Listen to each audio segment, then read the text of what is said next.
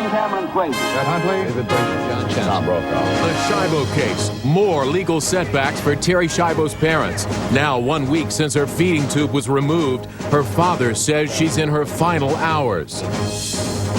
The Pope's health. John Paul II forced by bad health to watch as the faithful celebrate Good Friday. What the Vatican is saying about his condition tonight. Identity crisis. Think your personal information is secret? Criminal hackers could be accessing your personal files. What you need to know to fight back. And our special series, Faith in America. Tonight, from beach parties to theme parks, vacations meant to be fun and faith-based. This is NBC Nightly News with Brian Williams. Substituting tonight, John Seigenthaler. Good evening, everyone. Lawyers for Terri Schiavo's parents headed back to a Florida court tonight in one more desperate attempt to keep their daughter alive. Even though they've been unable to persuade the court so far, the parents refuse to give up. While protesters keep vigil outside, the parents now say that a week without the feeding tube means Terri Schiavo is in her final hours of life. We begin with NBC's Mark Potter in Pinellas Park, Florida. Good evening, Mark. John, that hearing is over now, and the judge says he'll... As for the appeals court, no word yet on when or how the judges will rule. John? NBC's Mark Potter. Mark, thank you. As we heard, Terri Schiavo's feeding tube is one of the issues at the center of this legal, medical, and moral debate. This is the third and longest time it's been disconnected. Is Schiavo suffering without it? Here's NBC's chief science correspondent, Robert Bazell, with a reality check. In Jerusalem, hundreds of worshipers gathered to mark the most somber day in the Christian calendar. Carrying crosses, they walked through the old city, retracing the last steps Jesus took before his crucifixion. For pilgrims in Rome, this Good Friday was the first time Pope John Paul II was a spectator and not the chief participant. Here's NBC's Keith Miller. The mood outside the Vatican was of disappointment and concern. Tens of thousands of pilgrims gathered to mark one of the holiest days in the Catholic Church. For the first time in his 26-year papacy, Rome. A new report on the UN's controversial handling of the Oil for Food program is due out next week. The investigation, led by former Federal Reserve Chairman Paul Volcker, looked at the role of the UN Secretary General, Kofi Annan, who reportedly comes in for some criticism. NBC's Ron Allen has that story tonight. For the first time, the panel have taken a heavy toll in Ramadi and an area just south of Baghdad. 15 Iraqi soldiers and police commandos were killed and 23 people were wounded, including 2 Americans. In another violent assault, 5 Iraqi women were found shot to death in a car in Baghdad. 4 of them worked at a U.S. military base. Iraqis who work for the U.S. are often the target of insurgents. America's intelligence community is preparing tonight for a harsh assessment from the Presidential Commission set up to figure out why the U.S. was so wrong about Iraq's weapons of mass destruction.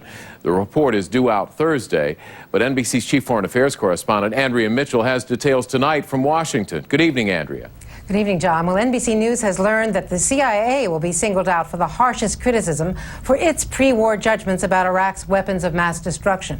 In fact, the criticism is so tough that today CIA Director Porter Goss sent an email to the agency's entire staff trying to boost morale in advance of next week's report.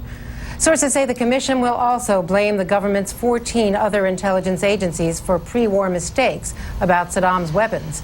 But in particular, the commission is expected to report that the CIA kept claiming aluminum tubes were proof that Saddam was building nuclear weapons, despite warnings that the tubes were meant for other purposes.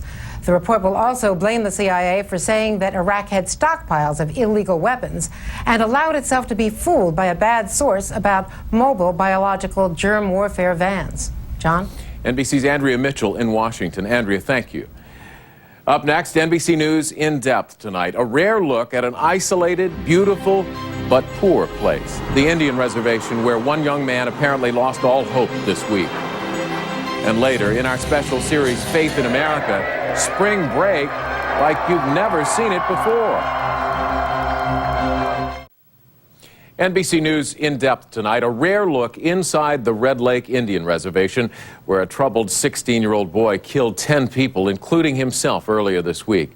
Today, President Bush expressed his condolences to the leader of the reservation, and tomorrow the community begins to bury the dead. Red Lake is a beautiful place, but as NBC's Kevin Tibbles learned, despair can be a daily struggle for the children there. Poverty and Up next, a new approach to fight back against a crime epidemic, identity theft. On this broadcast, we told you that at least 7 people, most of them children, and most of them in Florida, had become seriously ill with kidney problems after visiting a petting zoo. Now the number of cases is up to 15. Health authorities are focusing on a strain of dangerous bacteria as the possible cause. What if somebody hacked into your personal information and stole your identity, but nobody told you? Roughly 9.5 million Americans were victims of identity theft in just the past year alone. But in many cases, there was no warning until it was too late, and victims realized that someone was stealing and spending money in their name. Now there's a move to change that. Here's NBC's Tom Costello. And I'm having trouble getting my credit score. In San Francisco, 67 personal information, identities, have been stolen from Choice Point. Very intimate information, actually more information about me than my own children have. A massive leak from a company whose specialty is collecting and saving 19 billion records. This is an industry that holds a tremendous amount of information, a very rich dossier on just about every American adult. But without much government oversight. California is the only state requiring companies to warn customers if their personal information has been compromised. In recent months, it's happened at Boston College, Chico State University, UNLV, LexisNexis, and Bank of America. It's incredibly difficult to hold on to your own information. In fact, you can't. Untangling an identity theft. Members of Congress talking about tougher regulations to safeguard identities. Federal regulators this week began pressuring banks to more promptly disclose any security breach when identity theft or misuse of information is reasonably possible. Absolute security is a very tough standard to meet. We're awfully close to it, but it's one of those goals that you always come closer to but never quite reach. Experts say if you suspect someone has stolen your data, close all of your credit card accounts, place a fraud alert on your credit reports, and ask government agencies to flag your file. Back in San Francisco, It gets me aggravated. It gets me frustrated. Warren Lambert fears his golden years will be spent waiting for his stolen identity to be used against him. Tom Costello. And one other business note, the stock market was closed today in observance of Good Friday. When we come back, in our special series tonight, vacations that are about faith as much as fun. NBC Nightly News with Brian Williams, brought to you in part by Aflac. Ask about it at work. And finally tonight, our special series, Faith in America. In a new NBC News poll, 57% of Americans said they believe the biblical account of creation. 44% believing God created the world in 6 days. 33% believe evolution is the more likely explanation for the origin of human life on Earth. Now, to satisfy the interest of those who want to see their religious beliefs reflected in their leisure time pursuits, faith-based vacation destinations and tours are springing up nationwide. Here's NBC's Roger O'Neill. It's the full news, Pensacola, Florida. Our special series on Faith in America continues tomorrow on Nightly News with a look at faith and comedy. That's Nightly News for this Friday. Thanks for watching. Don't forget Dateline tonight at 8, 7 Central. I'm John Seigenthaler reporting from New York. I'll see you back here tomorrow night.